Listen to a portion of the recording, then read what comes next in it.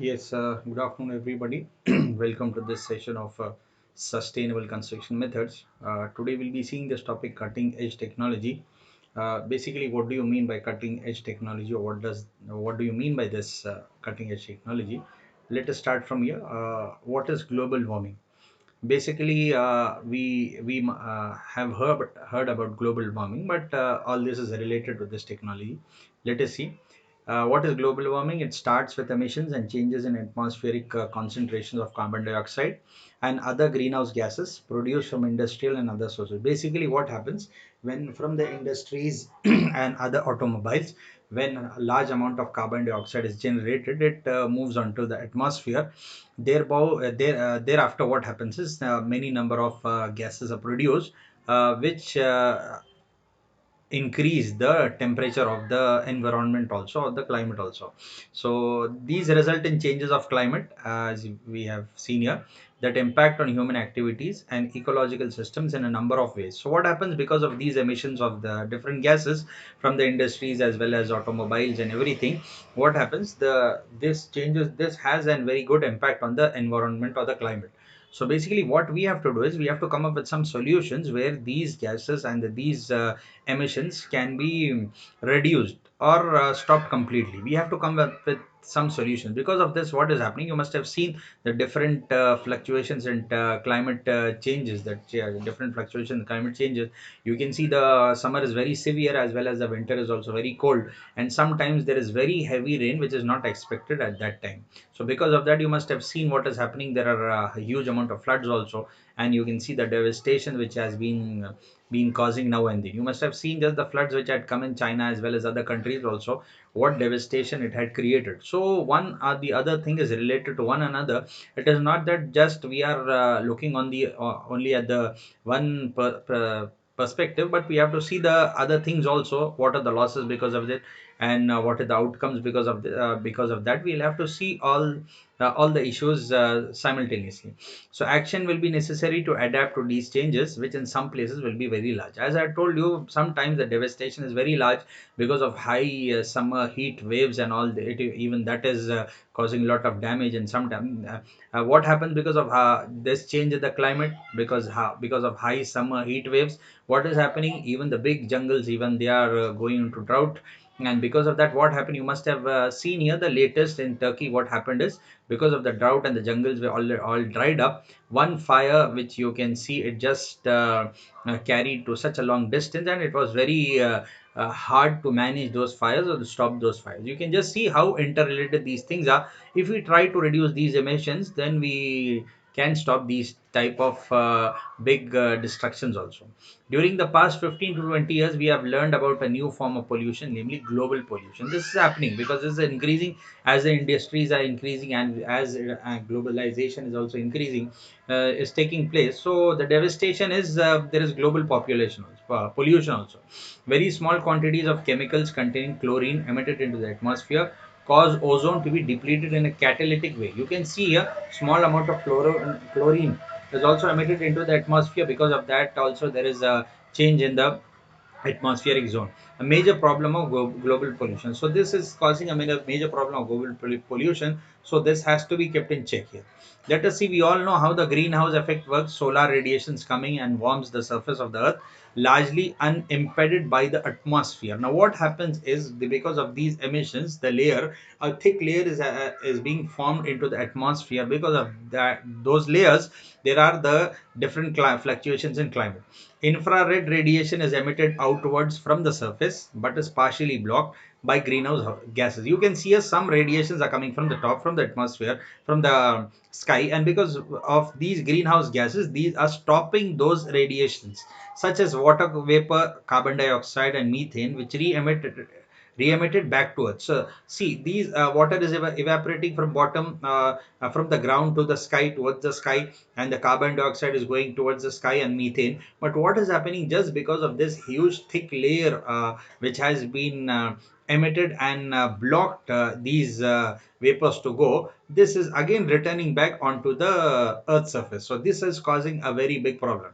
This greenhouse shield acts as a blanket, keeping the planet substantially warmer than it would otherwise be. So these greenhouse gases are acting as a blanket. In fact, if it were not for these gases, the surface would be at a temperature of around minus 15 degrees Celsius instead of around 4, plus 15 degrees Celsius on average. You can see here they are acting as a big blanket, but what happens, this blanket is being torn because of these emissions.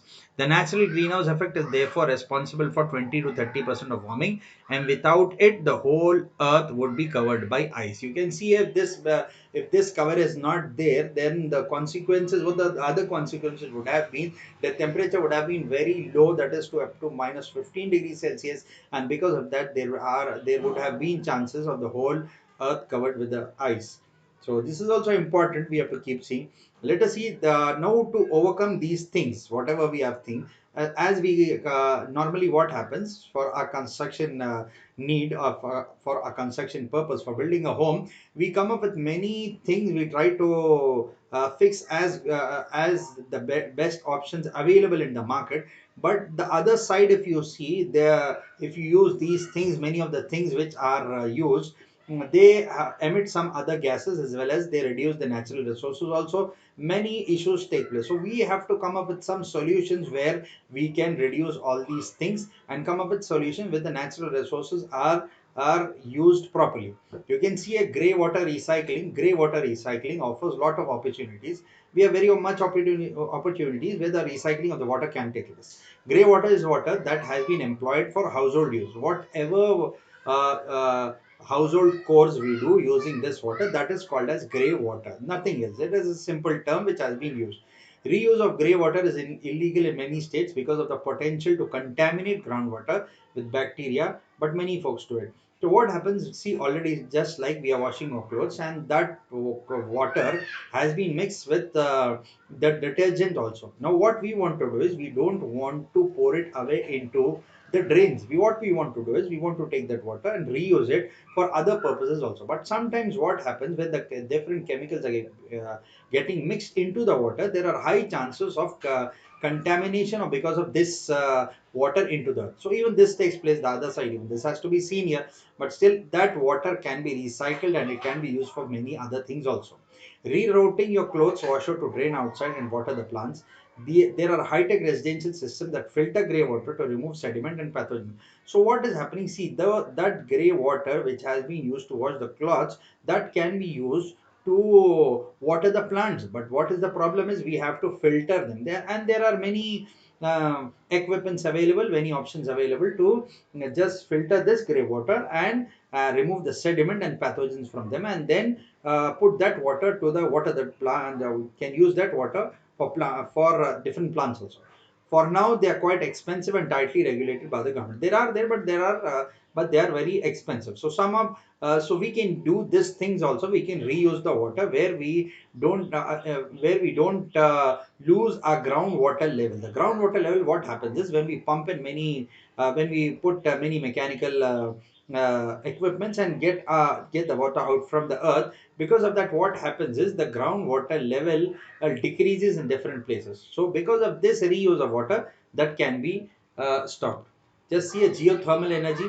Geothermal can do it using energy from when the earth was formed, solar energy, and energy from radioactive decay of minerals. Basically, what we want to do is, we want to use the solar energy, we want to use the natural resources and convert it. As I told you, we want to convert it for our purpose, rather using these electricity where a lot of uh, uh,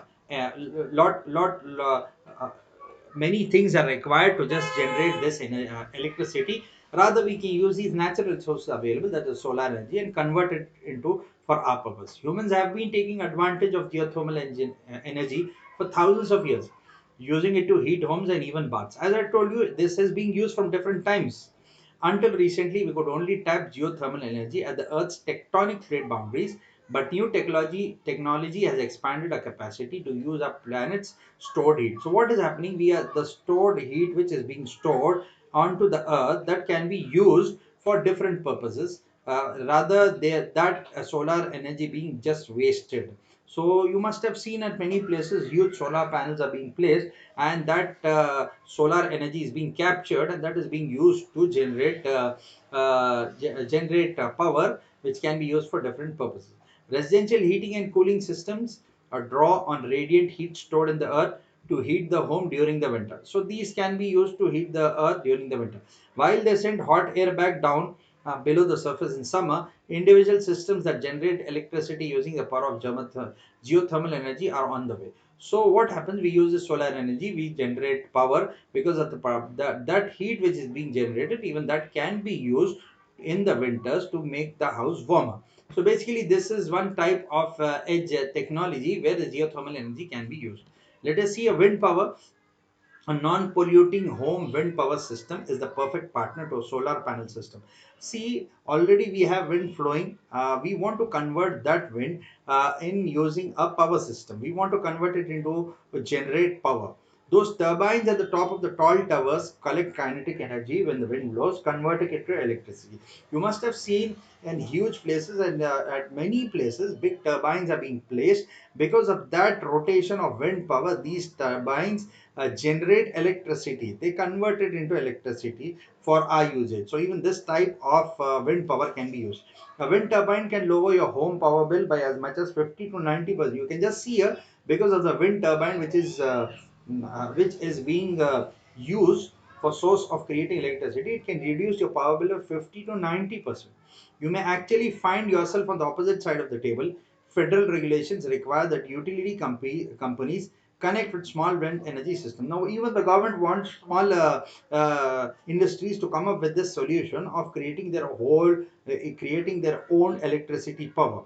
You'll essentially be selling power to the utility company if your turbines generates more electricity than your home can use. See, even if you have a lot of energy being generated, then the excess amount of energy can be sold also. Even this can happen. New turbines make less noise and last longer. See, new turbines have come, new technology has come.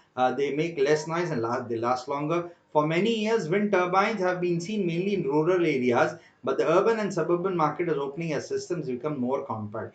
Now, what happens? These turbines can be placed in open fields, open lands. So that is not available in the urban area. So basically, this has been tried only in the rural area.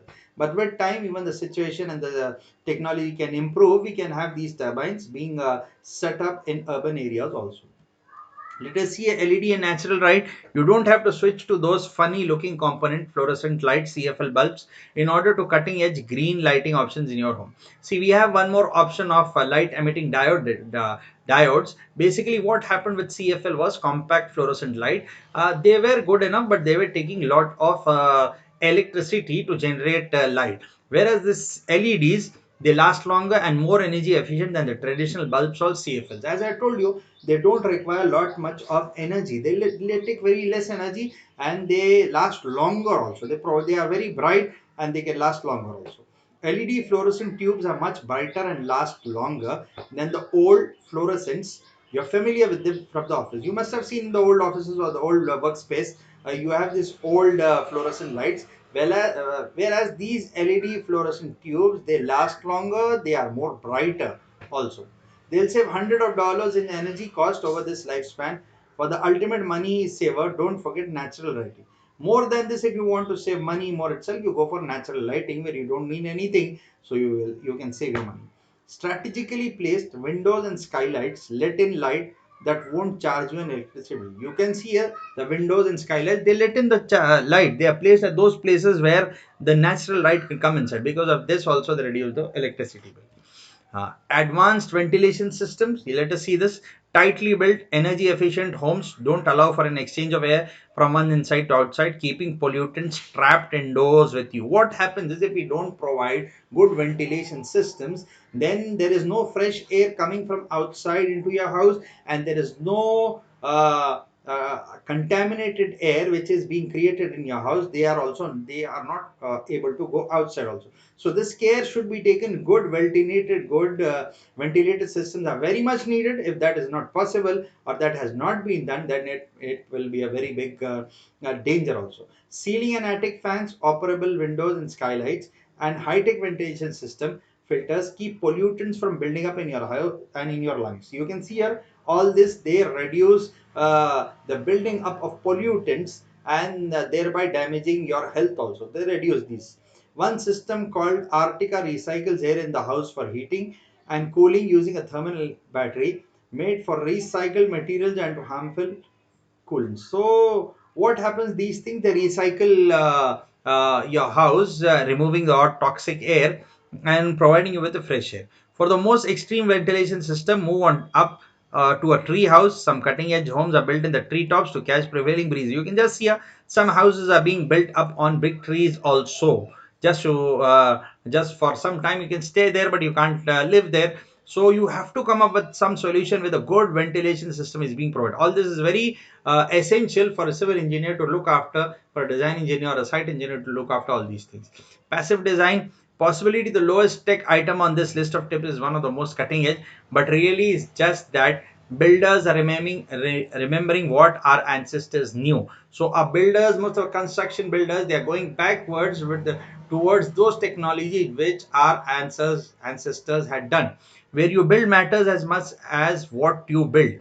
It's called passive design. And if architects use basic principle, the house itself will do a lot of work when it comes to energy efficiency. So basically, if you go back to the centuries, you must have seen good construction was there, very good engineering was there, everything was there, but some things cannot be adopted right away. So, for instance, a passive solar house doesn't use mechanical means to store solar energy. Instead, the placement of the house on a north-south axis and the requirement that the south face should receive sunlight between 8 a.m. and 3 p.m. See, even this is their requirement. The south face is facing the heat from 8 a.m. to 3 p.m. During the winter means that natural processes can keep things warm or cool as needed. So we have a solar house also which generates power and stores energy also. Let us see what is next. Living walls and green roofs. Vines and roof gardens have been around for a millennia. So roof gardens have been from past a century also. The hanging gardens of Babylon were one of the seven wonders of the Asian world. You can see here the hanging wonders of Babylon. It was one of the seven wonders of the world. You can see what was there, a good garden hanging in those places. But nowadays, green roofs and living walls aren't just valued for the looks. Now, what happens? People think what is the importance of this green roofs or living walls? So, what happens? See, it is very much important. Whatever gas we are emitting, whatever carbon dioxide that is being emitted, it is collected at one place, and slowly, if these trees and these small trees are there, then these trees might take up those carbon dioxide. So it can be very useful here. Some water purification systems use green vines to treat water for recycling. Of course, let's not forget the main benefits. You really need to wander up to your roof to pick up some lettuce and tomatoes for tonight's salad. So here what are some water purification systems also there which reduce most of the water can be treated and can be re-reduced. So this is about green walls and living walls and green roofs. Just see a sustainable building materials. Now we want to come up with some materials which are available easily, which are cheaper, as well as which gives you the desired strength and everything, where we are replacing any material. One word: bamboo. As wood becomes scarce, builders are fully turning to this ancient building material. Another old favorite, earth dried into bricks or piled in a building shape, is making a comeback. See, you can see here people are moving backwards. Those bricks which were used to mark, they are being taken and again marked as required. For more insulation, look to cob, a mixture of straw and clay that was a common building material in 19th century. See, this was a common building material in the 19th century, a straw and a clay. Other variations on the earth house, rammed earth. Think of Great Wall of China and poured earth. You can just see the Great Wall of China. It is so huge. It is so big. It is covering the whole country. You can see builders in the American Southwest are also experimenting with earth bags, polypropylene bags filled with dirt, straw, crushed rock. The earth bags are formed into walls and then covered with plaster. Straw bale construction is a variation of this, as it is cordwood, which looks like a wood pile. Walls have short pieces of wood that wouldn't have much value otherwise. If you are really into recycling and have a lot of documents that need shredding, make a patch of paper crate. A mixture of repulped paper, Portland concrete, and sand from those charades. So all these are sustainable building materials which can be used as our requirement. You can see a modular prefab manufacturing. One of the most cutting edge technologies used in green building is really one of the most basic modular or prefabricated manufacturing. Sections of those house are constructed a factory, then they move to the home site and erected.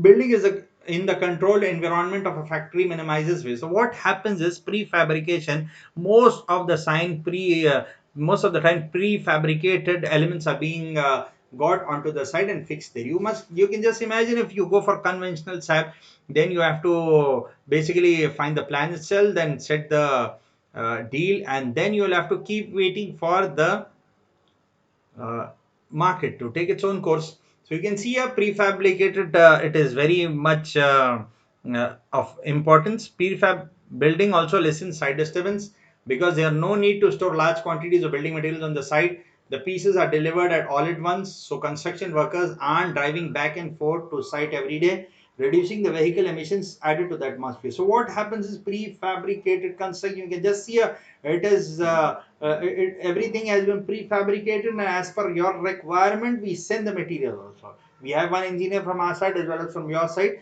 He keeps checking everything. Don't think modular means mobile home. Prefab houses come in all shapes and sizes and can be customized to fit your needs. As per your need, it can be changed also, but it comes up with uh, a good area. You can also utilize some prefab pieces like precast foundations in a more traditionally built house. So even this can be used in uh, traditionally built houses, prefab construction. Let us see a biomass. Biomass is sustainable and cheaper than fuel oil, propane, and natural gas. Modern large scale biomass systems can burn clean. You can just see it is more cheaper than fuel oil, propane, and natural gas. Biomass systems do not produce as much carbon dioxide as fossil fuels. Even this is advantage is there. It doesn't provide lot of carbon dioxide. When burned, fossil fuels release carbon that was once trapped inside. See, when burning is done, place these carbon which is trapped inside is being released. When biomass is burned, it releases only the carbon the plant would have released up to its death. So what happens even there with biomass, these emissions can be reduced, and we come up with some different ways to cater our needs. In 2008, Wisconsin officials announced that the state school could save hundreds of thousands of dollars by switching from natural gas to biomass. They said that if schools switch from natural gas to wood biomass, heating bills should be reduced by between 29 to 50%. That translates into saving of anywhere from $53,000 to $75,000 each year. You can just see this huge amount of money can be saved if the person you shifting from the other things to this, he will have a very big cheer. Hydronic heating systems have been around for decades. These days, hydronic heating systems are more sophisticated and used hot water pipe through tubes that are run towards floorboards through radiators and also baseboards. In hydronic system, boilers heat liquids using solar energy. They see how the boilers are getting generated. They're getting the supply. This is because of solar energy and geothermal energy. Most of these boilers heat water, but some systems warm other liquids such as antifreeze. So what happens sometimes, these boiled water which are there into the earth, they give you hot water and sometimes cold water also. The liquid is pumped through plastic tubing into a heat exchanger such as radiator. So water is being sent there where the warmth can be got. Radiation is a transfer of energy through electronic magnetic waves. You can feel heat radiation from a heat lamp. Boiling water is an example of convection. During convection, warm water rises while the cold water sinks. So this can be achieved. Warm water rises up and cold water sinks. Hydronic heating also can be managed where we can cut down with the natural resource. Absorption heating and cooling systems are not driven by electricity but by solar power. See, solar power. Geothermal power or natural gas, with natural gas being the most common fuel. Natural gas is the most common fuel. This is what it's saying. Absorption heat pumps work just like other heat pump. There are, however, two main differences. You can just see the differences from the normal heat pump and this pump. The absorption heat pump is driven by natural gas burner instead of electricity. There is natural gas burner instead of electricity, which can manage the show. The second difference is that absorption pumps use a water ammonia solution instead of a refrigerant. During the winter, that solution absorbs Earth's heat and pump moves the heated liquid into the house to warm the air. In the summertime, the heat exchange works. So even this is their heat exchange work is taking place, and instead they are trying to come up with solutions where this things don't increase. Biodiesel isn't just for your truck or tractor any longer. Many people are heating their homes with this clean burning renewable fuel. You can just see a biodiesel is just not fuel used for transport or automobile industry, but this biodiesel can be used to it is much cheaper, and it can be used for different other things also. The so-called bioheat blends contain 5%, 10%, or 20% biofuel mixed with heating oil. All these blends can be burned into a conventional oil furnace. So all these oils, some of them is mixed. Even this can be checked here. Biofuels release fewer pollutants such as carbon dioxide into the sea. Even this is reduced. There are not a large number of pollutants here. Even that can be reduced.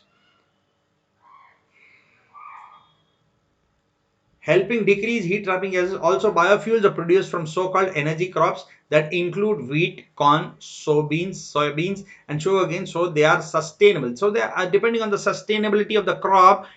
Even this is biodiesel is being used. There is not enough biofuel to supply everyone who has an oil burner. However, there are only 19 distributors in the United States that supply bioheat blends to residential customers. So depending on the need, even this biodiesel is very much important. Green coal, for many people, coal might seem like one of the environment's worst enemies. Coal contains 25 to 90% carbon. You can just see what huge amount of coal it contains. 25 to 90% carbon, which when burned creates noxious greenhouse gases such as carbon dioxide, sulfur, and nitrogen. Those gases are responsible for global warming. So what happens here? Just because we are the pollution is left outside and no care is being taken, is not being taken care. Because of that, this green coal does not give us good benefits. That gas can be used to run a turbine which produces electricity. The emissions from the process are then pumped underground, while other pollutants are covered into solids that can be burned. So depending on the whatever the situation is, we'll have to either while other pollutants are converted into solid that can be burned. You can just see it. Wind power, I had already explained you about the wind power. But in 2006, students at Oregon State University proved it could be done when they developed a pint-sized wind turbine generated water heater. See, with a wind turbine, with the wind power, this turbine is able to generate heat power. Unlike other water heaters that use electrical heating elements or open flame, the student's wind turbine is completely sustainable and can be those magnets, you can see here, the key is that there needs to be enough wind to spin the turbine. When there is sufficient wind, the turbine rotates. A number of magnets attached to a metal plate at the opposite end of the shaft. What is happening? Because of the wind, the turbine is moving. Because of that, there is a metal plate. There are magnets which generate power again. Those magnets spin close to a copper plate, and the magnetic resistance of the spinning magnets would warms the plate. As the magnets warm the copper, water is pumped through a coil of copper tubing mounted on the back of the plate. So even this can be done here. Wind power is being used to generate electricity. So thanks a lot. Till here, these were cutting edge technologies. Basically, what we wanted to know is we have to come up with some. We have to use the natural resources rather than using the other resources which generate, which are causing a lot of damage to the environment as well as the public health also. So we need to come up with some solutions where all these can be reduced. So you can just see. You must have seen the tabular column where the huge amount of changes are there. So I hope you all have understood the session. I request all of you all to please go to the video and please comment in the comment section. Thank you. Thanks a lot for your patient listening. Thanks a lot.